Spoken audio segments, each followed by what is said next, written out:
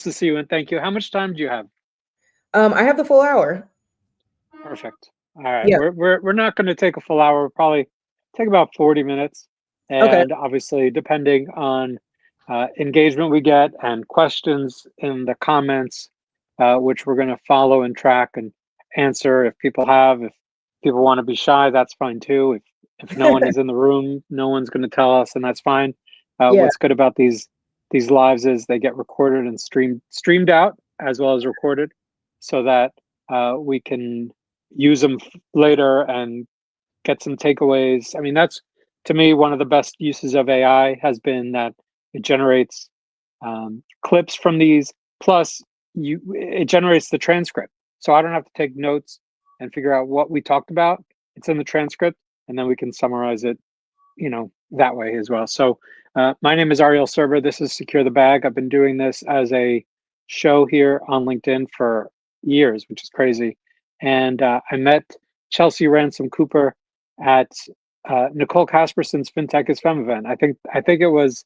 I think the last time we spoke, we were basically looking at the lunar eclipse. We And then were. I don't think I even saw you the rest of the day. I think you disappeared. So it might have been the eclipse had something to do with it. But Exactly. yeah. So why don't you introduce yourself a little bit and tell us what you're up to? We'll get into it. Yeah, absolutely. And you have great memory because I remembered that as well. I was like, we definitely were standing outside trying to look in those little glasses and try to see the lunar Yeah. eclipse but also not going blind at the same time. So Yeah. um, Who but knows? That's exactly. real. But my name is Chelsea Ransom Cooper. I'm super excited to be on this episode. I am a certified financial planner. I'm also the chief planning officer and a co-founder of Zenith Wealth Partners, which is a fee-only financial planning and investment advisory firm on a mission to generate $1 billion of wealth for women and people of color. And we really aim to do this by helping people make smart and impactful financial decisions and just offering high quality, relatable advice. I'm actually born and raised in New Jersey. I am a true Jersey girl through and through. Okay. What part of Jersey? So I grew up in North Bergen. I currently live in Jersey Okay. City. But my father he's from East Orange, Newark, New Jersey. I always say I did a brief stint in New York. So I lived in Okay. Manhattan, Lower East Side, and then I lived in Brooklyn for a total of about 4 years. But then the pandemic happened and it was time You for went me to back. get back to my roots. Yep. Okay. And your roots of New Jersey. Got it. Exactly. All right. So there's definitely a lot to unpack there. Yeah. But I want to just take a step back. How did you get into this industry, and how did you decide on the career track and career path you went down? Because obviously not everyone goes and becomes a CFP and total fee only and all that fiduciary stuff, which is actually a big problem with the industry. But we can get to that. But can you tell us about your path to get there? Yeah, absolutely. And I feel like that's really the core question, which will help you understand my why too. So, Yeah.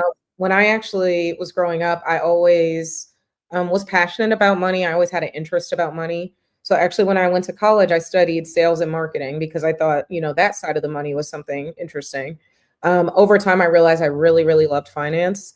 And what Mm. really was like the nail in the coffin for me was because I saw in accounting, they said that's more of a reactive experience, right? Like you're kind of just looking at in the past what the numbers said.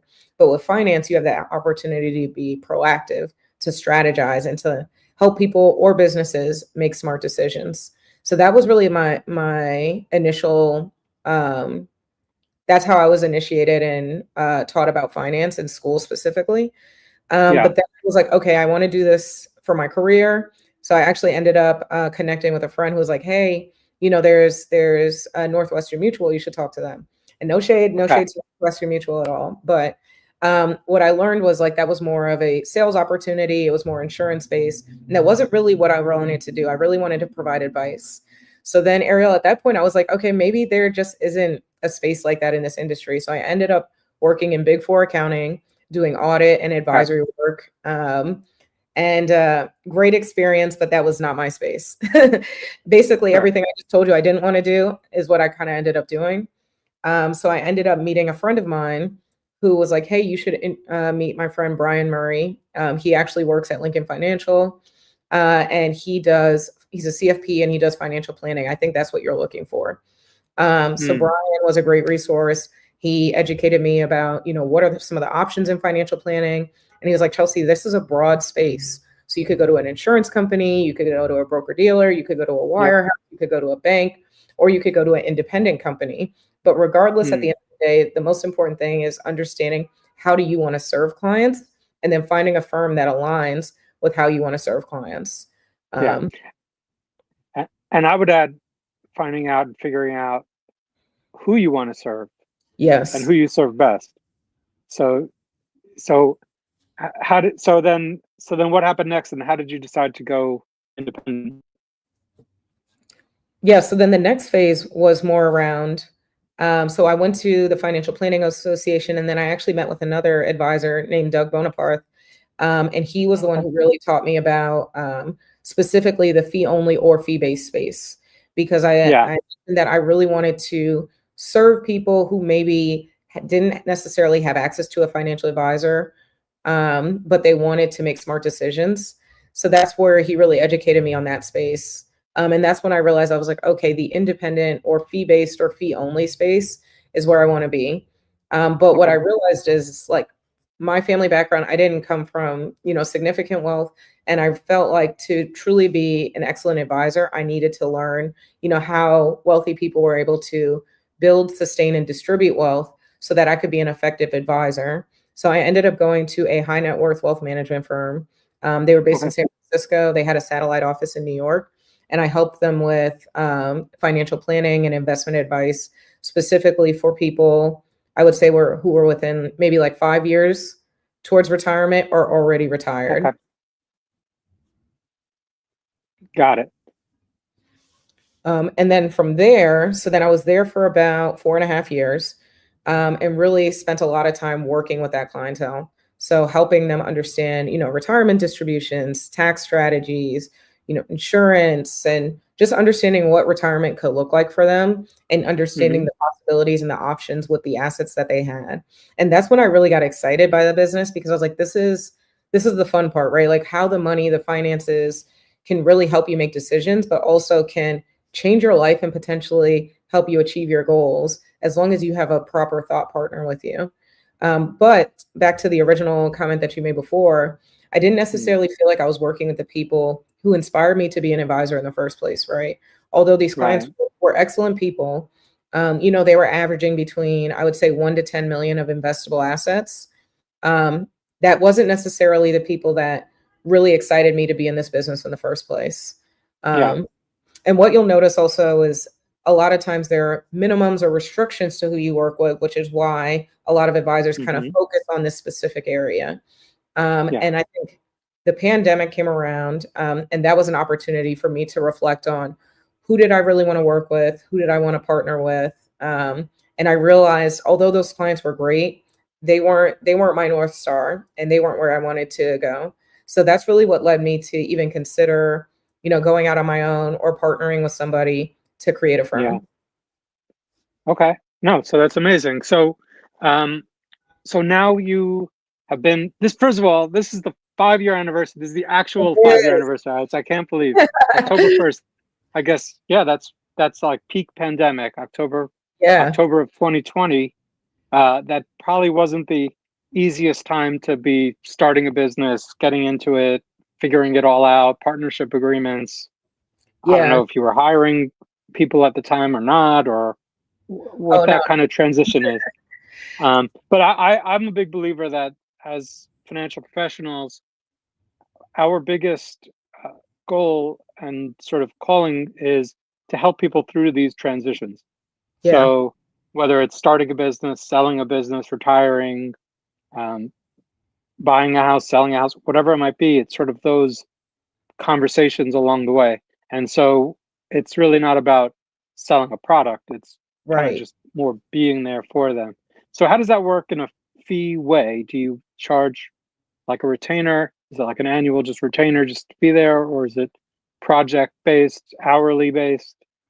Yeah, so it really depends on what the client is looking for, but I would say a good range of what we can offer is we do offer investment management. So for a percentage of the assets that we manage, Then we also do offer flat fee financial planning, business Okay. planning, or just general planning advice. So that could be a one-time engagement, that could be like a longer project, or we also do have a retainer as well. And that retainer model can be really, really helpful for individuals who maybe have all of their assets in a 401k, or right now they're so focused on trying to pay off their student loans, they don't necessarily have the funds, the discretionary funds to go to putting money in investments outside of their 401k. So we're able to have Yeah. that retainer model where they can still have that wealth partner.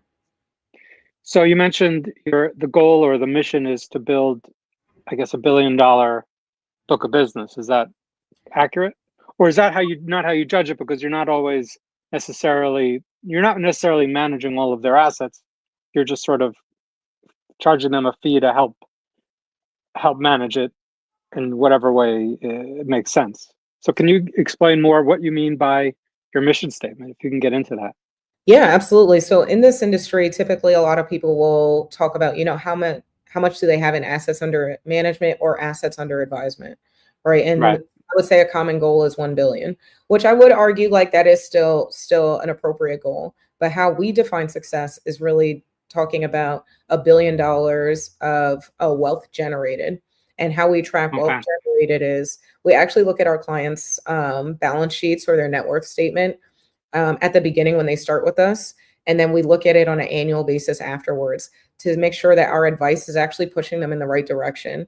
We also Okay. do track, of course, investment performance, seeing how appreciation and growth there. And then similarly for the work that we do with nonprofits and foundations, we keep track of any giving that they're able to do and then their overall growth of their investment portfolio. So it really is a combination Okay. of impact, but also I would say like the asset growth as well. Okay. No, that's terrific. And how have you gotten the word out and marketed yourselves and sort of grown from scratch? Yeah. So actually, before I left that prior firm, I did some research, and there's a website and a network called the XY Planning Network. So they offer a lot of Okay. really great resources for individuals who want to start their own firms or go independent. And they actually had a spreadsheet that said, calculating your first year, understanding what the Mm. cost could look like. Because Ariel, I did not take any clients, like fully started ground zero in October Mm. 2020. That's Um, hard because you it is can't really meet everyone. exactly. Yeah. And it's not like you can put Whatever we were in, Delta, Omicron, who remembers? yeah. Who knows which phase of COVID we were in at that point. Yeah, But yeah, it's a so blur. that's where I was able to, as I was connecting with people. And before that, I would say, so starting in March 2020 all the way until October 1, I started connecting with people and sharing like, hey, I have this idea. I'm potentially partnering with somebody. This is what it could look like. This is what the cost would look like. Is this something you'd be interested in? And if they said Mm. yes, I would add their name to the spreadsheet. And I calculated based on if I had 30 people on the list that said yes, that means I would be able to at least pay my rent in Brooklyn. Okay. Um, I would be able to pay rent, utilities, and groceries at least Yeah. Brooklyn. So I told Keep the myself, lights on. keep the lights on, exactly. And I told myself, once we have 30 people on that list, that is my sign. That is my sign that I need to kind of walk by faith and I need to just step into this, and that there are Yeah. enough people that would be willing to sign up for the service. So by the time October 1, exactly this time, 5 years ago, after I left that firm, I walked all the way home from Soho to Bushwick Mm. because I could not Okay. believe what I had done. Okay. But that next day, I called those people, and I was really fortunate that within the first 90 days, I believe 10 of them signed up. So Okay. that really did help. And then similarly to that, I started to connect with other advisors that did have higher minimums, or maybe that they were Sure. starting to have a wait list because there was just so much demand, whether it To was because take the on. Yeah. pandemic, IPO market was going crazy. There was a lot going on at that. So they were able to refer business too. So that's how a lot of those early clients that we had, that's where a lot of them came from. And then we've been really fortunate now that majority of our clients come from referrals. I Yeah. would say about 60% come from referrals. And then the other piece, they come from our social media or for when we do speaking events as well. Okay, right. Because it's like it's a word of mouth type of, you're talking to your friend who just, needs like has a question. It's like, oh, just call Chelsea or the rest of the team Exactly. there, or whoever you had a good experience with. And then I think that's the key, right? To have a good experience. So how do you ensure that you give them a good experience, give the people what they want? Well, that's a good You know? question. So we really we have a very succinct process when it comes to onboarding clients. So we want to make sure that we identify their goals. We take a look at their network statement. We talk about their cash flow. We talk about their investments, and then we have that financial plan roadmap. And then really, that's our opportunity to check in and say, like, hey, are we aligned? Like, are you receiving what you are hoping to receive from the service? Are there any adjustments? Do you feel like this plan is a fit for you? And we always want to make sure people know that a plan is just a point in time analysis, like Yeah. planning, right? The ongoing planning as life continues to throw us curveballs, like that is the planning that can be really beneficial.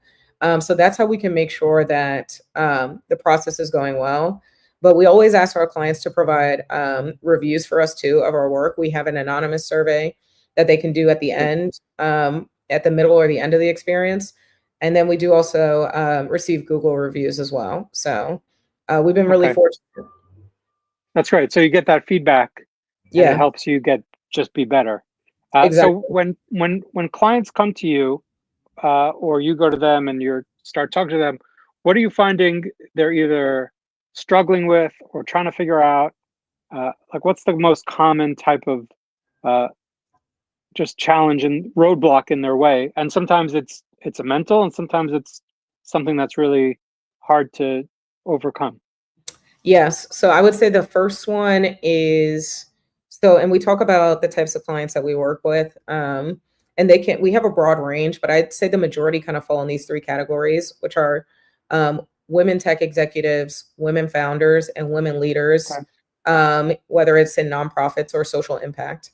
So when I Hmm. think about like the women in tech and the women executives, I think a lot of the pain points that they have are that they're so busy. They're so busy and they're overwhelmed and they don't necessarily have time to prioritize themselves.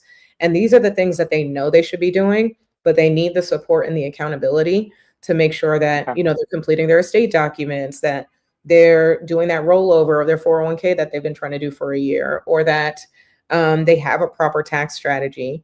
And that would be the second thing is I think the tax element, since it's an ever-changing landscape, we know we had the one big beautiful bill that came out over the Yeah. summer, but understanding now with these new rules and changes, like how does this impact you, especially if you get equity in your company or you have any other variable income through your employer. So I think those are the Sure. pieces, especially for those executives. And then I would say for our women founders, really trying to help them understand how they can use their business as a tool, and not necessarily sometimes just as a liability, right? Because they give so much to their business. Mm. They want to make sure it's working and they're taking care of everyone else. But it's like, who's making sure that you're taking care of yourself, and not just yourself as a business owner, but all of the different sides of you as well as a mom, Yeah. a wife, and all of the other goals that you may face. So that's really where it can be helpful to have somebody that's like advocating for you. And then Yeah. the last thing I would say is there's a lot of general advice. And I think that's the most common thing that probably applies to all the groups is that the advice is very general online. And I think Yeah. sometimes a lot of the people who come to us, they struggle to understand, is this what I'm supposed to be doing? And it's hard for them to conceptualize, like, is this specific for me or is this just like general information? So like, how can they get more customized and specific recommendations so that they know that they're actually making the right decisions? Yeah. Well, personalization is a word that we've definitely heard every session, every webinar, every podcast, everything. Yeah. Um, so bring that. But I wanted to focus on the women in business. So the women business owners. So how can they get started on that path towards that sort of just being present in all ways? Yeah. So what we like to do is we'll get started to make sure that we're taking a look at their business and making sure that the financial health of the business is doing well. Yeah. So making sure that we have clear projections for profitability, they have key performance indicators, and making sure that, frankly, they're not running a nonprofit and this is a profitable entity that can pay them, and helping them understand, how much money do they actually need to achieve their goals, maybe to pay down debt, to actually start saving and investing for themselves. So that's where we can back in to see, okay, maybe somebody needs $100,000 in owner's draws or a salary through their business, but then we look at the business and there isn't necessarily space. So that's where we want to start to look at the expenses in the business, set different revenue targets to make sure that the business is actually an asset that is funding the personal side as well. So that's where it can sometimes take time, where we work with their bookkeeper, their accountant, to do a little bit of cleanup. Sure. But then once we have that base, then we try to see how we can scale the business and really use this ideally as an asset, maybe for an exit, or maybe even getting some equity or minority investment too. Right. And what Trish is saying is right. So she said the info is really general. You never know if it's right for you. So I've said probably more times a 2-word sentence than any other sentence is, it depends. It really depends. It's like I don't know if you should sell your house or sell your shares or hold Nvidia or not, or hold more or whatever, or Bitcoin. Like you really have to get to know the individual and the full situation. Yeah. Right? Exactly. And I think you're spot on where you say it depends. My one that I always say is personal finance is personal, right? Like it's not information. It's going to be personal and custom to you. Absolutely. So, also just another thing, because I think it's an issue that comes up a lot. You mentioned the rolling over 401ks. I found, and I'm sure you've seen it too, where people have the wrong beneficiary or the wrong even on life insurance, the wrong ownership. I know we spoke before. We didn't want to get in the weeds, but like these are sort of just things that I guess because we've been in this industry for a long time, we take for granted. But Yeah. I think there's a true value for a human element, and that's actually something I wanted to talk to you about. Also, is with obviously every conversation has to have AI in it these days. So Yeah. with that kind of tech and other tech going on, and coming up and impacting this world and every business, how are you putting it into your practice? How do you see it in terms of the service you provide and supporting it, as opposed to fearing it as a replacement? Yeah, absolutely. And it's funny, I was talking to a prospect, and as they were interviewing advisors, they kind of made a comment where they're like, I don't know what's going to happen with advisors because, like, is AI the new advisor now? And I feel confident when I say the answer to that is no. I do think AI will enhance and make advisors more efficient. I think they will help them become better advisors, because there are certain administrative things or busy work that we have as advisors that can eat into the time it takes to do the relationship building, offer the education, and just be human, right? I also think similarly when it comes to AI, it's garbage in, garbage out. So if you don't actually know what you're putting into it, whether it's for your assumptions, your analysis, it can actually give you the wrong recommendations. And it's simply just because you didn't know what the inputs needed to be, just to make sure it was as accurate as possible. So I think that's where AI can be really valuable. At Zenith, we do use AI specifically when it comes to, note taking and staying on top of like where our clients are with their goals. But again, that's really just to help us become more efficient as advisors, and then allow us to ideally work with more clients and have more of an impact. You're right. It frees you up to do higher level work. That's Right. that's the whole idea. What habits or tools have you encouraged people to maybe nudge them into better behaviors and developing practices and almost like exercises to get a better mindset around money as well? So I think that can be a tough one. And sometimes, Ariel, like there are clients that just aren't really ready to work with an advisor because they haven't done a lot of the work internally in the mindset. And honestly, sometimes in those situations, I'll refer them to a financial therapist, And I know there's been two really good ones that are personal friends of mine, but also have worked with some similar clients where they do a lot of Okay. that work. Because we talk about it often where I can give all the recommendations, but if somebody's not ready to receive it, it doesn't really matter any way that I present it. So making sure that people do a lot of that work, whether it's through their own therapist or a financial therapist, to understand what potential financial traumas or scarcity mindsets they may have that could be having an impact. But if that's not on the table, there are really great books that I like. The Psychology of Money is always my favorite one. I think Yeah. it really opens eyes to just like how money is handled and especially how retirement planning has evolved so much in this country. And really leading with grace more than anything, I think is the most important.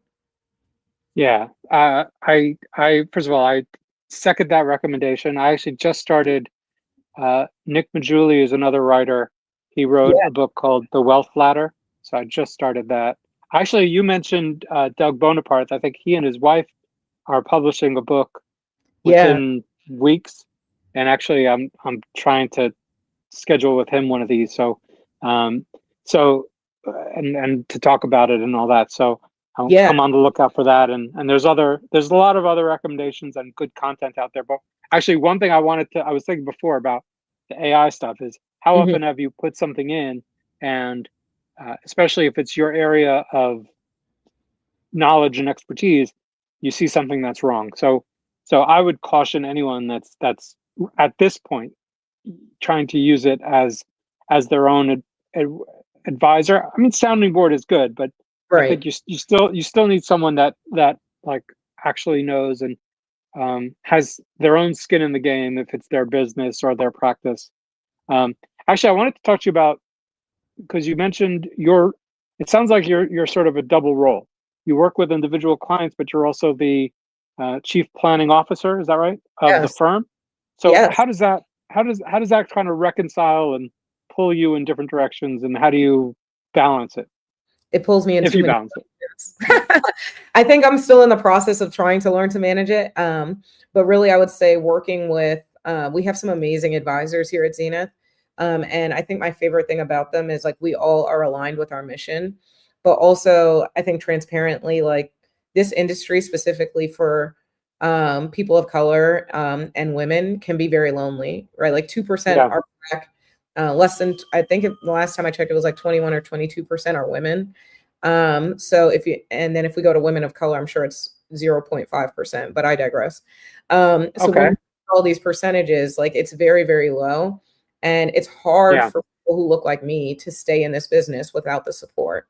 So I think as my role as chief planning officer, my job is to make sure our advisors and our planners can succeed, educating, training, and coaching them, and making sure that they're able to build their own book and build their own successful practice. And we've been Hmm. really fortunate that our firm, because of our referrals and our social media and the speaking, that we've been able to bring in leads through the firm to be able to help get them Yeah. started as well. So I think that's So where, yeah, so you also act as sort of a top of funnel because you have the social media and the thought leadership and the speaking gigs yeah. that you can then say, okay, so we have someone that's like a good match, a good fit for this other new advisor, maybe. How many advisors do you have on the Yes. team? So excluding Jason and I, we have about four advisors. Okay, all in the New York metro, or No, so we have one in Charlotte, we have one in Maryland. Oh no, two in Charlotte, one in Maryland, and then one in New Jersey. okay, Yeah. got it. So we're Jersey. spread So out all across the spread Northeast, out, say. Yeah. right? No, that's great. Um, we just got a question. I want to. I'm glad to get these questions from the audience because I do believe in engagement with the users.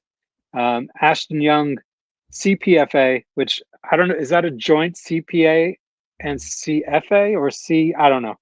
You'll have to explain that one to me, Ashton. How do you help clients overcome the obstacle of never having worked with a true financial planner? Okay, Mhm. so that's loaded. That's That already is loaded. True financial planner, that's like, how do you, or a negative experience working with a sales-based financial advisor. Right. So that's clearly been a lot of people's experience. Yeah.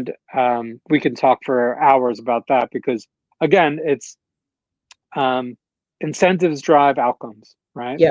That's old as time. I mean, Charlie Munger said it exactly that way, but I mean, that's like the first human, right?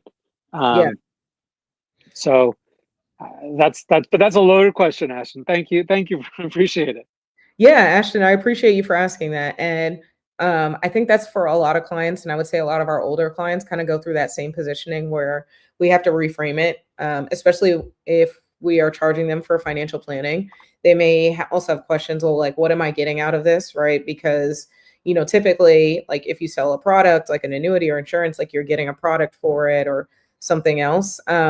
But when it comes to financial planning, I think it's encouraging people to understand, like, we're not tracking the return on investment as you achieving your goals, and then also ideally improving your outcomes towards those goals, and making sure that you're going in the right direction. So it's not necessarily about beating a benchmark or trying to pick the best stock, but it's really about making sure that they're not making some significant mistakes, like talking about estate planning and making sure they have their beneficiaries and everything set up. Because if they don't Yeah, have things, it can have a material impact, in a negative way. So talking about yeah. more of the value, I would say, is where you'll have success.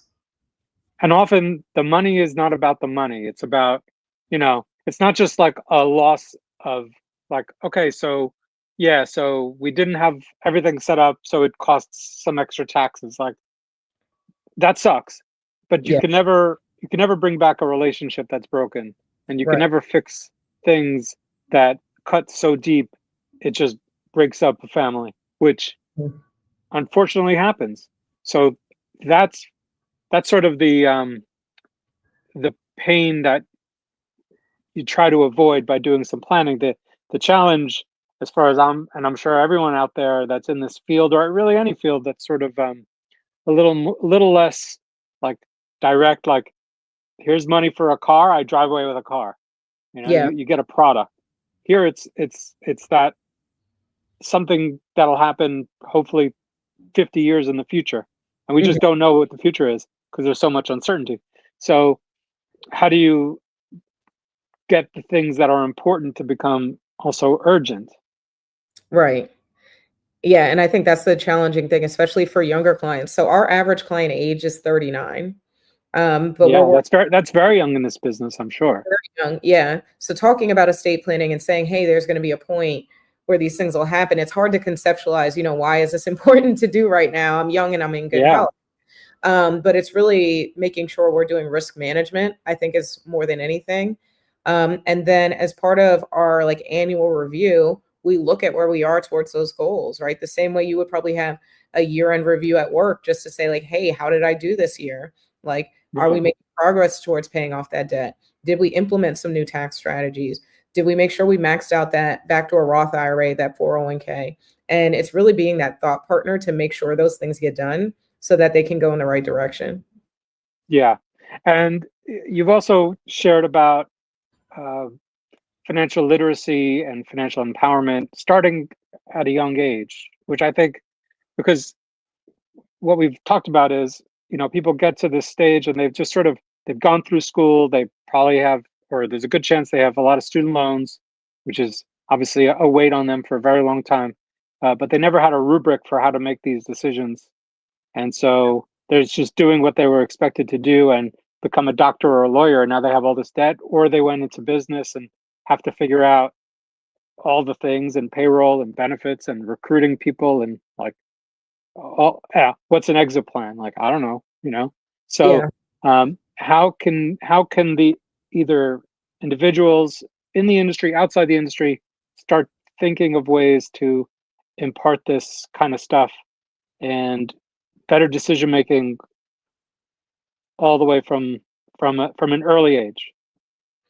Yeah, so I think it's also empowering the parents, because I think also as the parents start to feel more confident, then they can also start to transition some of that knowledge to their children. But we also like to do sessions at Zenith specifically for kids who are either about to go to college or starting to think about their next, if they're already in college, depending on when their family starts with us.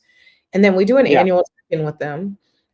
So we'll talk to them about money, and we encourage, especially for families that can afford to maybe give some from like the annual gifting amount to their children, maybe not the full amount, but a portion, encouraging them to, do that on an annual basis, give that to the kids, and we'll set the kids up with their own investment accounts. And That's what we great. do is, of course, we'll put in usually I would say 50 to 80% in like our own model portfolio, but then we give the Okay. kid space to like pick something Mm. they like and talk to Yeah. them about, okay, you really love your Nike sneakers. Let's talk about Nike. So what's going well with Nike, what's not? Or you really love Mm. Starbucks because you love going to Starbucks for that matcha latte all the time. So let's talk about Right. Starbucks. And if we add any of those stocks, when we have those annual reviews, we talk about like why did it perform the way it did? And it's really easy for them to conceptualize and start to understand investing and start to get a little bit more excited about it. Yeah. Well, and that's an ownership mentality, Right. so that they understand. And I think also, as you mentioned, the business owners and employees at tech firms, especially when comp is in a lot of equity-based comp, people don't really understand what that means, the restrictions, vesting, all these, and there's so much jargon Yes. around all these things too. And I think that's also sort of a offense that the industry purposely kind of puts on. And look, we're 36 minutes in, so we can you know we can do real talk. It's a problem, and It I is. know that a lot of what you talked about also is the overlooked population. So how Yeah. can how can they be served better by the vast industry? And also, what are your thoughts on the a new generation of advisors, and how can they start the right way with off the right foot? Yeah. Um, I know that was a lot, but No, I think you're spot on though, because the jargon, I've never understood why we use so much jargon in this industry. Like, let's talk to people the way they talk to us. And if you are truly smart and you truly know what you're talking about, you know how to jargon it up and you know how to also say it in regular terms if you really know what you're talking about. So yeah, that's where people don't want to feel bad. And I think sometimes we may unintentionally, if we use too much jargon, like we're making people feel bad because maybe they don't know what we're talking yeah, about either. and then So they feel outside, and they're never exactly, going to come in. exactly. But I think for the newer advisors, there's a great opportunity because people do want financial advice. Maybe not in the same sense than prior generations. I do think they want to utilize AI and a lot of other strategies. But yeah, I saw Taylor. This is a phenomenal question. I appreciate it. Yeah, I want to get to that too. Yes, Yeah. Well, I think this actually dovetails it probably into ties in 100%. I was just thinking that too. yeah. So I think as a career changer and just breaking into the industry, I would say my favorite place that I encourage everyone to get started with, it's called the externship. It's run by Amplified Planning and it's run every summer. And it's a great Okay, opportunity for you to get your certified financial planner hours.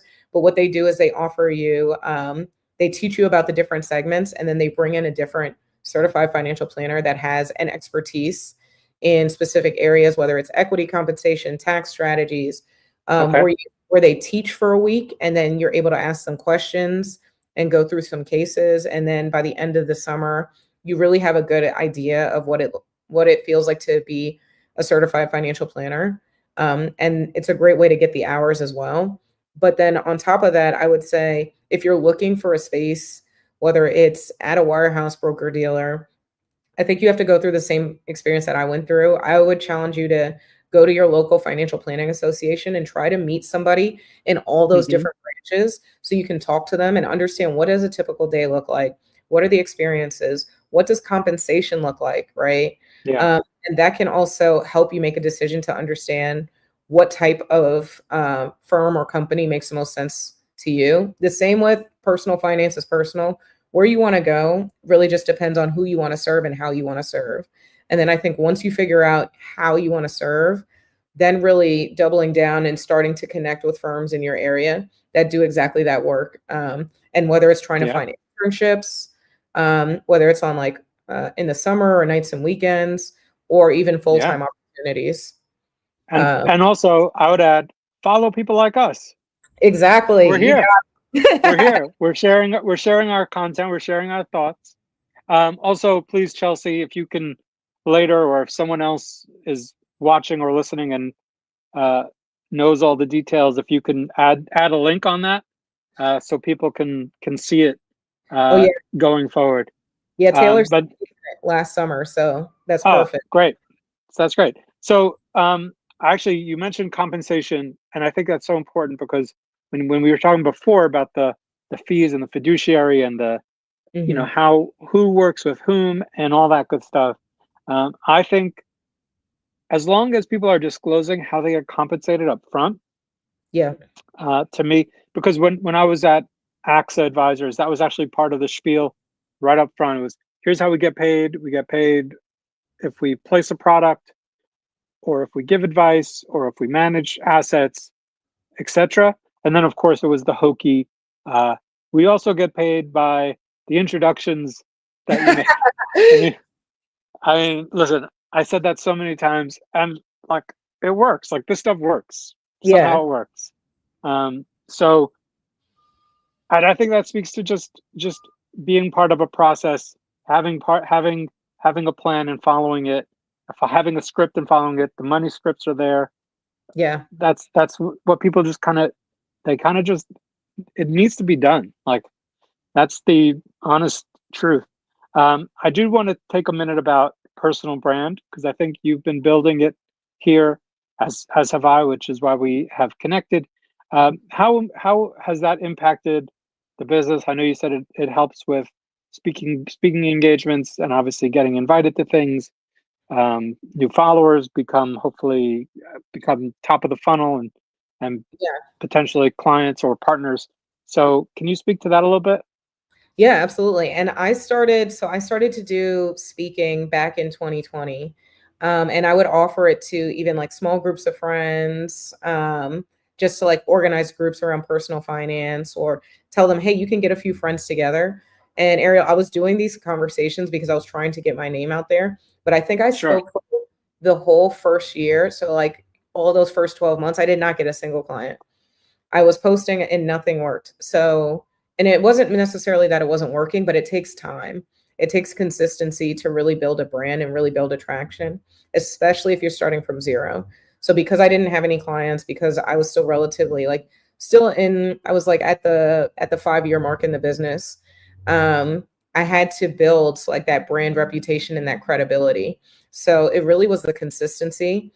And then similarly, my friend was amazing. She helped out doing some like PR, and she connected me with NerdWallet. So that was how I got some of my first PR. And then we started to explore, working with other individuals. But we realized that our clients, we really need to partner and make sure that we're going exactly where our clients are receiving their content and where they're reading things.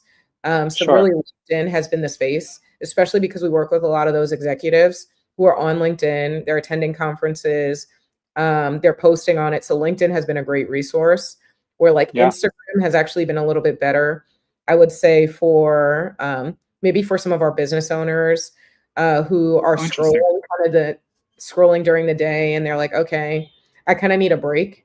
And don't necessarily want to be on LinkedIn as much. I would also say doctors as well. Similarly, they're not necessarily on LinkedIn as much. They're kind of scrolling between shifts on Instagram.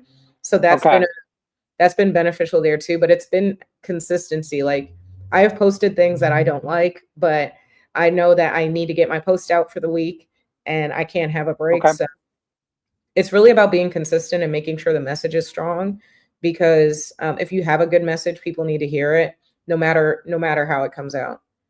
Yeah, and I think that ties into the actual money piece, right? When you have like when you kind of know you have to do things, and maybe you attach a price to not doing it somehow. Right. I don't know. And we didn't even talk about travel, so we'll have to do a travel program. Oh, I am definitely down for a travel one. I love to travel, so. So actually, what are your thoughts on credit card points? Do you use credit card points? I do. So I do. credit card points, but I did downgrade. So I did downgrade because the Chase Sapphire Reserve raised their fee. So I Yeah, did they're all downgrade raising it. preferred, and I was able to keep the points because it's still in the Okay. Chase family. Yeah, system. Yeah. Yeah, and then the fee is a little bit lower for that. So I have that one, the Chase Sapphire preferred, and then the Capital One Venture X. And it does Yeah. help. I would say I get at least like one to two trips like fully covered. Yeah. So it's been beneficial for traveling. Yeah. We actually traveled to Israel on points. It was great. And we flew Etihad. All right. So Really? this is like only interesting to us two right now. We flew from uh, Tel Aviv to Abu Dhabi on Etihad Hmm. business class.